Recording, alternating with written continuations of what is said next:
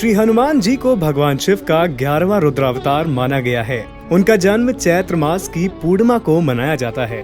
हनुमान जी की माता का नाम अंजनी और पिता का नाम केसरी होने के कारण उन्हें आंजनेय और केसरी नंदन जैसे नामों से भी जाना जाता है। संकट मोचन श्री हनुमान जी की साधना वैसे तो कभी भी की जा सकती है, लेकिन उनकी साधना आराधना के लिए मंगलवार का दिन अत्यंत शुभ माना गया है, क्योंकि इस दिन उनका जन्म हुआ था। उनके भक्त वत्सल स्वरूप की वंदना गोस्वामी तुलसीदास जी ने अत्यंत मार्मिक भाव में निम्न शब्दों के माध्यम से की है। चारों जुग परताप तुम्हारा है प्रसिद्ध जगत उजियारा। साधु संत के तुम रखवारे असुर निकंदन राम दुलारे। अष्ट सिद्धि नव निधि के दाता असवर दीन जानकी माता। राम रसायन तुम्हारे पासा सदा रहो रघुपति के दासा। मान्यता के अनुसार हनुमान जी कलयुग में सबसे ज्यादा जागृत और साक्षात देव हैं, और ऐसा विश्वास किया जाता है कि उनकी भक्ति में कष्ट निवारण और दुख हरने की अपार क्षमता है। भक्तों का विश्वास है कि हनुमत बहुत जल्द प्रसन्न होने वाले देव हैं। मंगलवार को उनकी पूजा अर्चना करने के बाद हनुमान चालीसा का पाठ करने से बजरंगबली प्रसन्न होते हैं। उनकी पूजा में सिंदूर का भी बहुत महत्व है। इसके परिप्रेक्ष्य में एक कथा भी वर्णित है।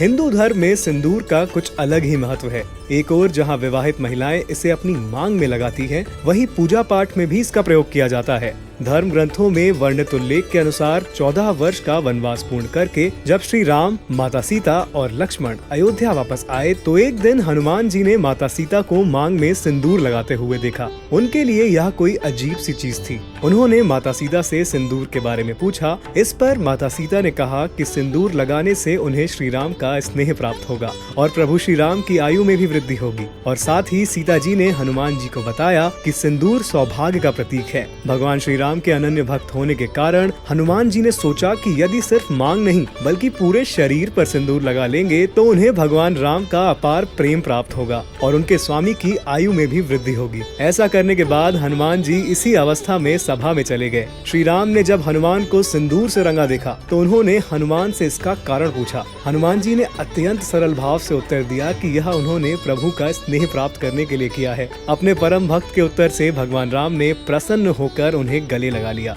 कहते हैं कि तभी से हनुमान जी को प्रसन्न करने के लिए उनकी मूर्ति को सिंदूर से रंगने की परंपरा का सूत्रपात हुआ। इससे हनुमान जी के तेज और भक्तों की आस्था में वृद्धि होती है। सिंदूर का चोला चढ़ाने की प्रक्रिया में पहले मूर्ति को जल से धोया जाता है। उसके बाद पूजा सामग्री अर्पित करने का विधान है। फिर मंत्र का उच्चारण करते हुए चमेली के तेल में सिंदूर मिलाकर या सीधे हल्का सा देसी घी मूर्ति पर लगाकर उस पे सिंदूर का चोला चढ़ाएं।